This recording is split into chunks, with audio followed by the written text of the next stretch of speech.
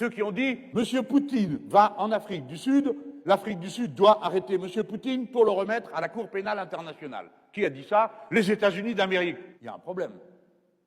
Les États-Unis d'Amérique n'ont pas signé la convention qui crée la Cour pénale internationale. Et vous savez pourquoi? Parce que sinon, il y aura la moitié de leur état-major des armées qui s'y trouverait. Voilà la vérité.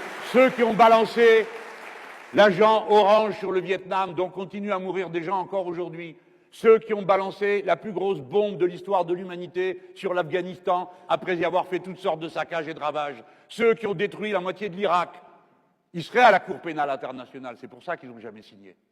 Et qu'il n'y ait pas non plus, mais qui réclament que d'autres y aillent. Menacer Poutine, comme est en train de le faire M. Macron, pardon, de vous dire les choses crûment, et elle me cuise. Elle me cuise.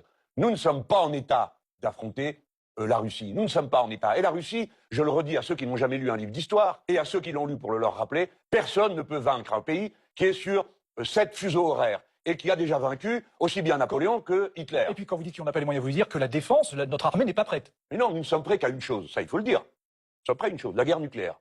Et tout le système français repose sur la dissuasion. Enfin, réfléchissez, vous vous imaginez quoi? Que la Russie va nous envahir, traverser 6 pays pour venir envahir la France? Ça n'existe pas. Savez-vous pourquoi M. Poutine est dangereux? Pas parce qu'il est fou, comme l'ont dit les grands commentateurs.